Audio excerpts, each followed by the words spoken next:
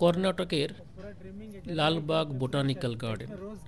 লালবাগ অর্থাৎ লাল means beloved, মানে ভালোবাসার কথা বলে, আর বাগ হলো বাগিচা।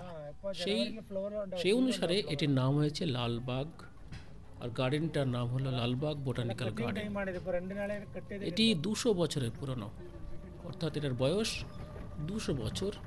এটা একটি ঐতিহাসিক প্লেস। সেই ঐতিহাসিক প্লেসটি প্রতিষ্ঠা করেছিলেন প্রথম, যিনি প্ল্যান করেছিলেন তিনি হলেন কিং হায়দার আলী। তিনি মহীশূরের রাজা। ভারত স্বাধীন হওয়ার আগে পর্যন্ত এটা ব্রিটিশরা দেখভাল করত। তার আগে দেখভাল করত যারা, সে ছিল মহীশূরের রাজারা। এখানে অসংখ্য গাছ, অসংখ্য নতুন নতুন প্রজাতির গাছ এর মধ্যে রয়েছে, যেগুলো অত্যন্ত তার অর্থনৈতিক যে মূল্য সেটা অনেক বেশি। সেই গাছগুলি আমাদের ঘুরে ঘুরে দেখালো সেখানকার এক গাইড, যিনি তাদের ভাষায় কথা বলছেন, অর্থাৎ তিনি কানাডা ভাষায় কথা বলছেন। সবটা বুঝতে পারছি না, তা সত্ত্বেও আমরা একটু ইশারায় বুঝে নিয়ে সেই গাছগুলো সম্পর্কে বুঝতে পারলাম। তবে 1890 সালে এখানে একটা গ্লাস হাউস প্রতিষ্ঠা হয়, মানে কাঁচের ঘর। সেই কাঁচের ঘরে অসংখ্য ফ্লাওয়ার দিয়ে শো করা হয়, মানে সেটাকে দেখানোর বন্দোবস্ত করা হয়। প্রতি বছর 2 বার করে সেই ফুলের শো হয়। সেই বাগিচা থেকে ফুল তুলে সেখানে শো করা হয়, লোককে দেখানো হয়। সেটা হচ্ছে 2টো দিন, একটি 26শে জানুয়ারি যেটা প্রজাতন্ত্র দিবস, যেদিন সেখানে পতাকা উত্তোলন হয়, আর একটা 15ই আগস্ট যেটা হলো স্বাধীনতা দিবস। সেই 2 দিন সেখানে ফুলের শো করানো হয়, সেই ফুল দেখানো হয় এবং লোক সম্মুখে সেই কাঁচের ঘরটি খুলে দেওয়া হয় সেখানে ফুল দেখানোর জন্য। তবে এই গার্ডেনের ঠিক সংলগ্ন এলাকায় রয়েছে একটি লেক, একটি বড় ধরনের একটি হ্রদ। সেই হ্রদটাকে এবং এই পুরো বাগানটাকে দেখার জন্য সেখানে রয়েছে একটি টাওয়ার, বিস্তীর্ণ পাথর খণ্ডের উপর রয়েছে সেই টাওয়ার। সেই টাওয়ারটি গঠন করেছিলেন যিনি, তিনি হলেন কেম্পেগৌড়া II, সেখানকার শাসক। তবে পুরো এরিয়াটার এই সুন্দর বোটানিক্যাল গার্ডেনটি, যে চারিদিকে সবুজের সমারোহ, সেই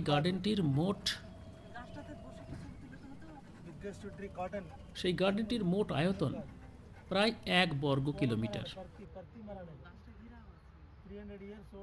অত্যন্ত পুরনো গাছ। সেই গাছটি 300 বছরের পুরনো একটি গাছ। গাছটি দেখেও তাই মনে হচ্ছে। সেই গাছটা আমরা ঘুরে ঘুরে দেখলাম। এই বাগানের 4 নম্বর গেটের কাছে আছে ব্যাঙ্গালোর মেট্রো স্টেশন। সেই মেট্রো স্টেশন অর্থাৎ মেট্রো দিয়েও এখানে আসা যায়। এই বাগিচাটি, এই বোটানিক্যাল গার্ডেনটি প্রতিষ্ঠা করেছিলেন হায়দার আলী। একটা গার্ডেনের অনুকরণে সিরাতে অবস্থিত একটি মুঘল গার্ডেন, সেই মুঘল গার্ডেন যেটা প্রতিষ্ঠা করেছিলেন দিলওয়ার খান, সেই গার্ডেনের অনুকরণে এই লালবাগ বোটানিক্যাল গার্ডেনটি প্রতিষ্ঠা করা হয়।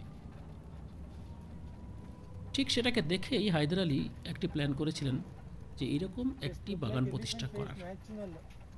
সেই বাগানটি তিনি প্রতিষ্ঠা করেছিলেন।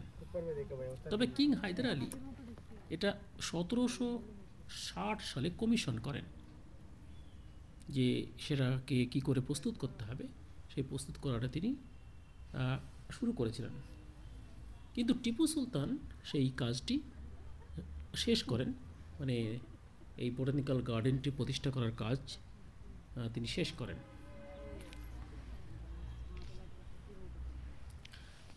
এর মধ্যে অসংখ্য গাছ আছে। কিছু আছে ইম্পোর্টেড গাছ, কিছু আছে কয়েকশো বছরের পুরনো গাছ।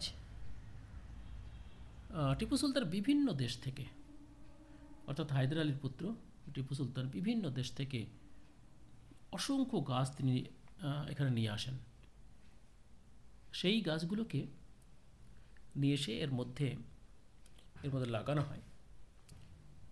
সেই গার্ডেনের মধ্যে যে যে দেশ থেকে গাছ আনা হয়েছিল মোটামুটি সেগুলো কয়েকটা নাম আমরা শুনলাম। সেই গাছগুলোর মধ্যে হচ্ছে বাওবাব গাছ, যা আফ্রিকা থেকে নিয়ে আসা। এছাড়া তার মধ্যে রয়েছে ব্রাউনিয়া রোজিয়া, যা ক্যারাবিয়ান আইল্যান্ড থেকে নিয়ে আসা। রয়েছে ক্যাথা ইডুলিস, যা ইয়েমেন থেকে নিয়ে আসা। এছাড়া পারস্য থেকে, আফগানিস্তান থেকে এবং ফ্রান্স থেকে অসংখ্য গাছ এখানে আনা হয়েছে, যা দিয়ে তৈরি হয়েছে এই বিরাট সমারোহ, যা দিয়ে তৈরি হয়েছে এই বিরাট গার্ডেন, যার নাম লালবাগ বোটানিক্যাল গার্ডেন।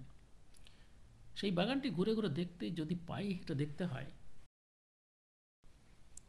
বাগানটি পায়ে হেঁটে ঘুরে ঘুরে দেখলে 3 থেকে 4 ঘন্টা সময় লেগে যায়, কিন্তু গাড়িতে করে গাইড সহ ঘুরলে সেটা 40 মিনিটের মধ্যেই দেখা হয়ে যায়। এই পুরো বাগানটি দেখভাল করতেন মোহাম্মদ আলী নামে একজন, এবং দেখভাল করতেন তার ছেলে আব্দুল কাদের। তবে যে গার্ডেনের অনুকরণে এটি নির্মিত, এটি তৈরি, সেই গার্ডেনটি ওই অঞ্চল থেকে অর্থাৎ ব্যাঙ্গালোর থেকে 120 কিলোমিটার দূরে অবস্থিত, যেটাকে বলে শিরা। সেই শিরার অনুকরণে এটিকে তৈরি করেছিলেন। টিপু সুলতানের মৃত্যুর পর অর্থাৎ 1799 সালে তিনি যখন অ্যাংলো মাইসোর যুদ্ধে পরাজিত হন, সেই পরাজিত হওয়ার পর চলে যায় ব্রিটিশদের অধীনে এবং তার চার্জ গ্রহণ করেন মেজর গিলবার্ট ওয়া। তিনি এর চার্জটা গ্রহণ করেন, আর তখন থেকে ব্রিটিশরা এটাকে নতুন করে সাজাতে শুরু করে। তবে এই লালবাগ যে বোটানিক্যাল গার্ডেনটি, এটি গভর্নমেন্ট বোটানিক্যাল গার্ডেনে পরিণত হয় 1856 সালে। এটি একটি ঘড়ি, যে ঘড়িটি বহুদিন থেকে একইভাবে চলছে, এবং এখানে সেটি বহু আগে প্রতিষ্ঠা করা হয়।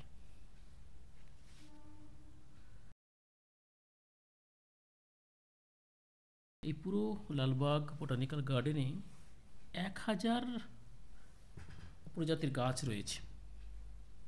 সেই গাছগুলো সবই আনকমন গাছ। এখানে আছে একটি লালবাগ রক, ঠিক এই বোটানিক্যাল গার্ডেনের ঠিক পাশেই আছে একটি লালবাগ রক। এই রকটি 3000 মিলিয়ন বছরের পুরনো। সেই 3000 মিলিয়ন বছরের পুরনো রকের উপরেই একটি মনুমেন্ট আছে। সেই মনুমেন্ট বা একটি টাওয়ার রয়েছে, যে টাওয়ার থেকে পুরো বোটানিক্যাল গার্ডেনটি এবং এর যে সংলগ্ন লেক সেটিকে দেখা যায়। এই পুরো বোটানিক্যাল গার্ডেনের 4টে গেট আছে। Gate number 1, gate number 2, gate number 3 ও গেট নম্বর 4। এর মধ্যে গেট নম্বর 1 আর 2 এটা উত্তর দিকে অবস্থিত, আর গেট নম্বর 3 এটা পূর্ব দিকে, আর গেট নাম্বার 4 পশ্চিম দিকে অবস্থিত। এর মধ্যে অন্যান্য গাছের সঙ্গে আছে বনসাই। সেই বনসাই গাছ শুরু হয় অত্যন্ত রিসেন্ট সময়ে, অর্থাৎ 2002 সাল থেকে। এর মধ্যে আছে একটা আর্টিফিশিয়াল ফলস, একটি কৃত্রিম ঝর্ণার সৃষ্টি করা হয়েছে। সেটি শুরু হয় 2017 সালে এবং খুব খুব কাছাকাছি সময়ে। এটা ওই বোটানিক্যাল গার্ডেনের পূর্ব দিকে অবস্থিত। এটা একটি হর্টিকালচার ডিপার্টমেন্ট। এই হর্টিকালচার ডিপার্টমেন্টে এর মধ্যে অনেক কিছুই দেখভাল করা হয়, অনেক কিছু পোষা হয়। আছে লোটাস গার্ডেন ওই লালবাগের মধ্যে। জিওলজিক্যাল গার্ডেনটি ব্যাঙ্গালোরের মধ্যে অবস্থিত, অর্থাৎ ব্যাঙ্গালোর সিটির মধ্যে। যদিও এর আগে নাম ছিল ব্যাঙ্গালোর, নতুন এর নাম হয়েছে বেঙ্গালুরু, যা কর্ণাটকের রাজধানী। এরিয়াটা বেশ বড়, আমি আগেই বলেছি এর এরিয়াটা 1 বর্গ কিলোমিটার এবং একটা বিস্তীর্ণ এলাকা। সেই বিস্তীর্ণ এলাকায় ঘুরে দেখতে দেখতে মানুষ ক্লান্ত হয়ে যায়। সেই জন্য সেখানে তারা ব্যবহার করে থাকে এরকমই একটি গাড়ি, যে গাড়িতে 10 জন পর্যন্ত বসা যায়। একজন গাইড নিয়ে ঘুরতে হয়। তিনি অনেকটা ব্যাখ্যা করেন, কিন্তু সেই ব্যাখ্যা তো আমাদের সবটা বোধগম্য হয় না। এটা তারা নিজেদের ভাষাতেই বলে। তাই এটা অনেক সময় পড়ে পড়ে দেখে নিয়ে বুঝে নিতে হয় যে এর মধ্যে কী আছে। আমরা এখন সেই বাগানটি ঘুরে প্রায় শেষের দিকে পৌঁছে গেছি। সেই শেষের দিকে পৌঁছে গেছি। এটা একটা ছোট্ট জায়গা, যে জায়গার মধ্যে রেস্ট নেওয়ারও জায়গা।